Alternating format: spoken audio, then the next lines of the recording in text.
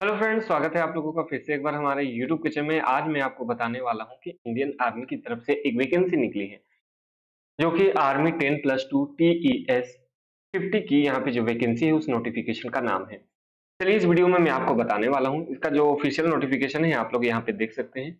ये है इसका ऑफिशियल नोटिफिकेशन, यानी टेक्निकल एंट्री के लिए जो स्कीम है 50 कोर्स, उसको यहाँ पे जो नोटिफिकेशन है वो रिलीज कर दिया गया है। इसके बारे में हम लोग डिटेल से जानने वाले हैं, आपको सभी चीजें बताने वाला हूँ। लेकिन उससे पहले जो इंपॉर्टेंट पॉइंट है आइए उसको देख लेते हैं, उसके बाद चलेंगे इसके ऑफिशियल नोटिफिकेशन की तरफ से। तो चलिए इस वीडियो को शुरू करते हैं। मैं रोहन आप लोगों का स्वागत करता हूं और ये आशा करता हूं कि आप लोग इस चैनल को देखिएगा, शेयर कीजिएगा एंड सब्सक्राइब आप लोग जरूर से जरूर कीजिएगा। तो चलिए सबसे पहले हम लोग बात करते हैं। यहाँ पे जो वैकेंसी है वो आपके निकल के आ रही है आर्मी की तरफ से, यानी आर्मी रिक्वायरमेंट यानी ज्वाइन इंडियन आर्मी की तरफ से जो नोटिफिकेशन है 10+2 टेक्निकल 2024 के लिए, तो उसका जो रिलीज नोटिफिकेशन है उसको रिलीज कर दिया गया है। इसके एलिजिबिलिटी क्राइटेरिया को यदि आप लोग फुलफिल करते हैं तो इस फॉर्म को आप लोग जरूर से जरूर अप्लाई कर सकते हैं। चलिए इंपॉर्टेंट डेट्स की बात करते हैं। तो एप्लीकेशन आपका स्टार्ट होने वाला है 1/6 से, ठीक है, और इसको आप लोग लास्ट डेट आपका 30/6 रखा गया है, यानी लगभग 30 दिन का समय आपको दिया गया है। फॉर्म कंप्लीट करने का भी आपका यहाँ 30/6 तक ही टाइम दिया गया है, तो जितना जल्दी हो सके आप लोग इस फॉर्म को अप्लाई कर दीजिएगा। चलिए एप्लीकेशन फी की बात करते हैं। जो जनरल से है, ओबीसी से है, एक भी रुपए देने की जरूरत नहीं है। एससी एसटी वालों को भी एक भी रुपए देने की जरूरत नहीं है, और किसी प्रकार का एग्जाम भी आपको देने की जरूरत नहीं है। चलिए इसके बारे में हम लोग बात करने वाले हैं। आगे हम लोग बात देखते हैं।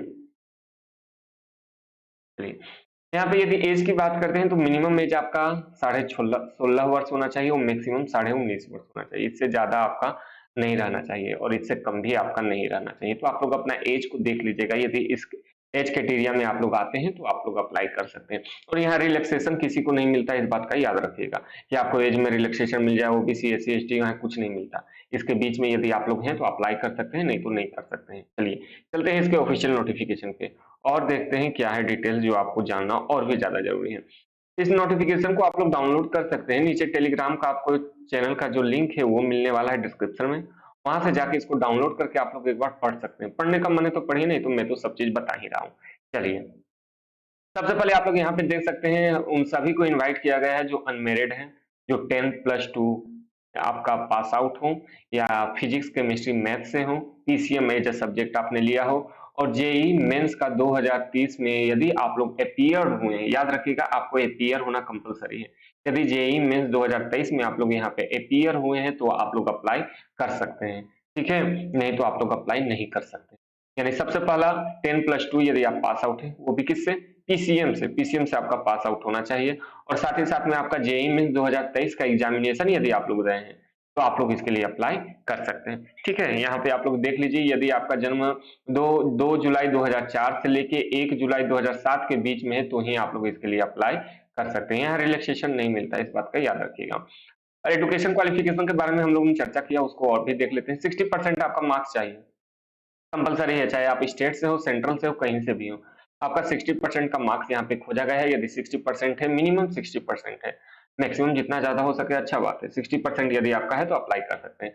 Candidate must be appeared in JEE Mains 2023 के जेई मेंस में आपका बैठा रहना चाहिए। देते हैं तो ठीक बात है।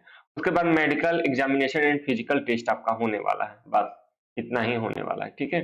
Vacancies, the vacancies provision in the concern, ये आपका वैकेंसीज जो है वो आपका बढ़ाया भी जा सकता है, घटाया भी जाता है, अलग बात है। यहाँ पर 4 साल के लिए आपका यहाँ पे कोर्स होने वाला है, और इस कोर्स को आप लोग पास आउट करते हैं तो permanent commission in army at the rank of lieutenant के रैंक पे आप लोग यहाँ पे आप लोग डायरेक्ट यहाँ पे लेफ्टिनेंट के पद पे आप लोग जाइएगा। चलिए ट्रेनिंग आपका 5 साल का होने वाला है, ठीक है। इसमें आपको पढ़ाया भी जाएगा, लिखाया भी जाएगा, ट्रेनिंग भी होगा, सभी चीजें आपका सारा का सारा आर्मी करने वाले है, ठीक है। बेसिक मिलिट्री ट्रेनिंग आपका होने वाला है, ठीक है, 1 ईयर का होगा, जो आपका ऑफिसर ट्रेनिंग अकादमी गया में होने वाला है।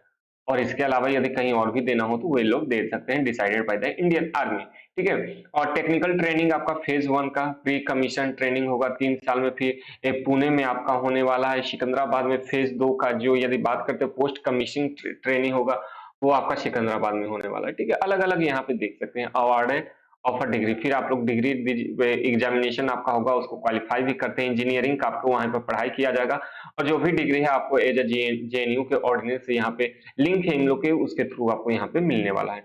पोस्ट ऑफ ट्रेनिंग आपका 13,000 रुपए लगने वाला है, इस बात का याद रखिएगा। यहाँ लेफ्टिनेंट रैंक आपको यहाँ से मिलना स्टार्ट हो जाएगा, ठीक है। कुछ दिन के बाद आप लोग कैप्टन, फिर मेजर, फिर लेफ्टिनेंट कर्नल, फिर कर्नल, ठीक है। उसके बाद ब्रिगेडियर, मेजर जनरल, फिर आप लोग आगे के पद तक जा सकते हैं, ठीक है। यहाँ पे समय भी दिया गया है, कमीशन कीजिएगा, 2 साल के बाद आप कैप्टन बन जाइएगा, 6 साल के बाद मेजर, 13 साल के बाद यहाँ पे जैसे 13 साल कंप्लीट होता है लेफ्टिनेंट कर्नल को, 26 साल पे आपका कर्नल एज अ टीएस है, आप लोग यहाँ पे हो जाने वाले हैं। चलिए, आगे यदि सैलरी की बात करते हैं तो स्टार्टिंग सैलरी आपका लेवल 10 से होने वाला है, जो कि 56,000 से लेके 1,77,000। ये तो सिर्फ कहने की बात है, ठीक है। इससे ज्यादा ही मिलता है, जितना ज्यादा हो सके इसमें जो एक्स्ट्रा अलाउंसेस रहते हैं वो भी आपको यहाँ पे देखने को मिलने वाला है, ठीक है। इतना आप लोग समझ गए होंगे। फिक्स स्टाइपेंड आपको दिया जाएगा, जो कि आपका 56,000 होने वाला है, NDA candidate in completion of the 3 year के बाद, ठीक है। चलिए, क्वालिफिकेशन आप लोग क्वालिफाई कर दिए होंगे, फिर आर्मी का अलग है, और फिर यदि कोई लोग एज एयरफोर्स में जाना चाहते हैं तो वो भी यहाँ से जा सकते हैं। चलिए, इन सभी को आप लोग पढ़ लीजिएगा, ये सब जानना आपके लिए उतना जरूरी नहीं है, ठीक है। जो जो बात है, सबसे पहले आपको एग्जामिनेशन देना है, उसका एग्जामिनेशन के बारे में आपको बताने वाला हूँ कि आखिर आपका फिर किस प्रकार से आगे सिलेक्शन प्रोसेस किस प्रकार से होने वाला है, ठीक है। जो आपको जानना जरूरी है कि हाँ भैया कैसे सिलेक्शन होगा। देखिए, पहला सिलेक्शन प्रोसेस आपका यहाँ उन्होंने जो भी एप्लीकेशन आएगा उसको यहाँ पे शॉर्टलिस्ट करने वाले हैं, ठीक है। उसको शॉर्टलिस्ट किया जाएगा और उसी पे से यहाँ पे एसएसबी के लिए बुलाया जाएगा। और आपको बता दें, एसएसबी 5 दिनों का होता है, इसमें अलग अलग ट्रेनिंग होता है।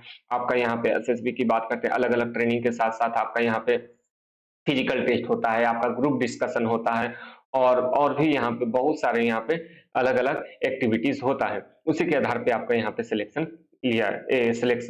किया जाएगा, ठीक है। सिलेक्शन प्रोसेस में सबसे पहले आपका यहाँ पे जो भी मार्क्स आए हैं उसके आधार पे एक जो है वो कट ऑफ डिसाइड किया जाएगा। मान लीजिए 70% पे, जो लोग 60% पे अप्लाई किए हैं, ठीक है, कुछ 60 होगा, 70 होगा, 80 होगा, 90 होगा, बहुत होगा तो 100 भी होगा।